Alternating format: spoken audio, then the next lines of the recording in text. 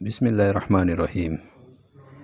خواتین و ناظرین، آج کی سٹوری میں آپ سنیں گے کہ یہود بندر کیسے بنے۔ یہ سٹوری اور اس جیسی تمام سٹوریز کے لیے عدنان اردو سٹوریز کو سبسکرائب کرے، لائک کرے، شیئر کرے، کمنٹ کرے۔ تو چلیے شروع کرتے ہیں۔ جیسے کہ اسلام میں جمعہ عزت والا ہے، عیسائیوں کے لیے اتوار اور ہندوؤں کے لیے منگل، اسی طرح یہودیوں کے لیے ہفتے کا دن محترم تھا۔ مگر فرق اتنا ہے کہ اسلام میں صرف ان لوگوں پر جن پر جمعہ کی نماز فرض ہے، جمعہ کی پہلی اذان سے ختم نماز تک وہ دنیاوی کاروبار کرنا حرام ہے جو نماز میں دخل انداز ہوں۔ عورتیں، بچے، مسافر اور بیمار لوگ اس حکم سے علیحدہ ہیں کیونکہ ان پر جمعہ فرض نہیں ہے۔ لیکن یہودیوں اور عیسائیوں کے ہاں ان سارے دنوں میں دنیاوی کاروبار حرام تھے، اور خاص کر شکار کرنا سخت جرم۔ موسیٰ علیہ السلام کے بعد یہ واقعہ پیش آیا کہ بنی اسرائیل کی ایک جماعت بحر کلزم کے کنارے شہر ایلیا میں رہتی تھی، جو مدینہ منورہ اور شام کے درمیان ہے۔ یہ لوگ مچھلی کے بہت شوقین تھے۔ رب کی شان یہ کہ ہر ہفتہ اس دریا میں بے شمار مچھلیاں نمودار ہوتی تھی، یا تو ان کے امتحان کے لیے یا اس مچھلی کی زیارت کے لیے جس کے پیٹ میں حضرت یونس علیہ السلام رہتے تھے۔ باقی دنوں میں سب مچھلیاں غائب ہو جاتی تھیں۔ ان کے منہ میں پانی بھر آیا اور سوچنے لگے کہ کسی تدبیر سے ان کا شکار کرنا چاہیے جس سے شکار بھی ہو جائے اور ہفتے کے دن کی بے حرمتی بھی نہ ہو۔ آخر ان عقل مندوں نے یہ ہیلا سوچا کہ دریا کے ارد گرد بہت سے گہرے غار کھود دیے اور دریا سے اس غار تک نالیاں بنا دیں۔ جمعے کی شام کو ان نالیوں کا منہ کھول دیتے تھے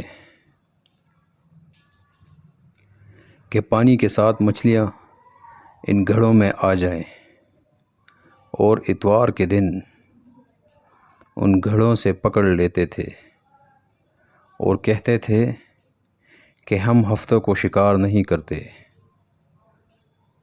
انہوں نے وہ مچھلیاں خوب کھائیں اور فروخت کی، جس سے یہ بڑے مالدار ہو گئے۔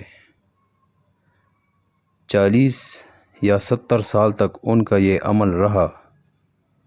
یہ لوگ محض 70,000 تھے۔ ان کی 3 جماعتیں بن گئی، ایک تو شکار کرنے والوں کی، دوسرے اس سے منع کرنے والوں کی، اور تیسرے خاموش رہنے والوں کی۔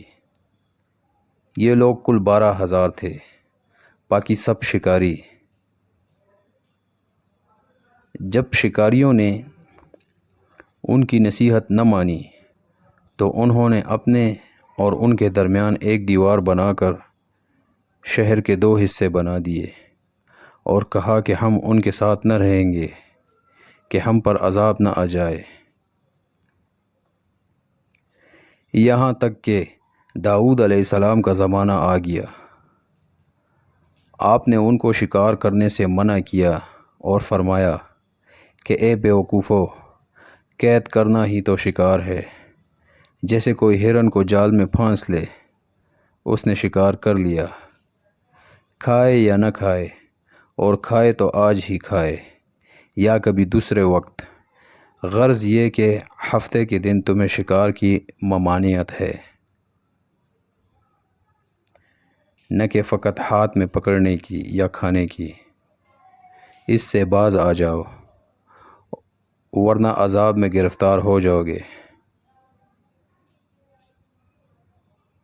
شکاریوں نے کہا کہ ہم تو بہت عرصہ سے یہ کام کر رہے ہیں، اگر یہ برا ہوتا تو اب تک ہم کو امن کیوں ملتی؟ تب داؤد علیہ السلام نے یہ دعا فرمائی جس سے رب کا غضب آ گیا، اور رات میں یہ سب کے سب بندر بن گئے۔ جوان لوگ بندر اور بوڑھے لوگ سور بنا دیے گئے۔ ان کے عقل و حواس تو باقی رہے، مگر ان کی قوت گویائی جاتی رہی اور جسموں سے سخت بدبو نکلنے لگی۔ صبح کے وقت اس محلے کے لوگوں نے دیکھا کہ نہ تو اس محلے سے کوئی آدمی آتا ہے اور نہ کوئی آواز، نہ کوئی دھواں وغیرہ نکلتا ہے، تو یہ دیواروں پر چڑھ کر ان کے گھروں میں داخل ہو گئے۔ وہ بندر ان کو دیکھ کر ان کی طرف دوڑے اور ان کے قدموں سے لپٹنے لگے اور ان کے کپڑے سونگھتے اور روتے تھے۔ ان لوگوں نے کہا کہ کیا ہم نے تمہیں شکار کرنے سے منع نہ کیا تھا؟ وہ بندر سر ہلاتے اور آنسو ان کو رخساروں پر بہتے تھے۔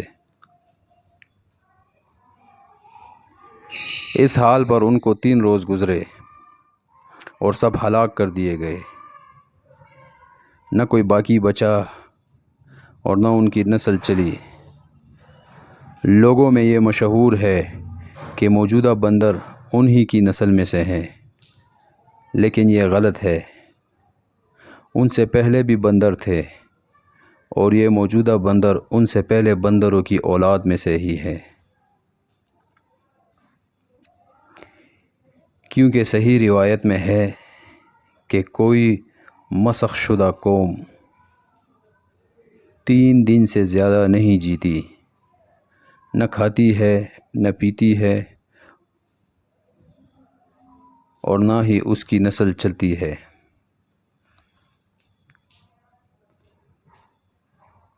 تو ناظرین، یہی تھی آج کی سٹوری۔ چینل کو سبسکرائب کرنا نہ بھولیں۔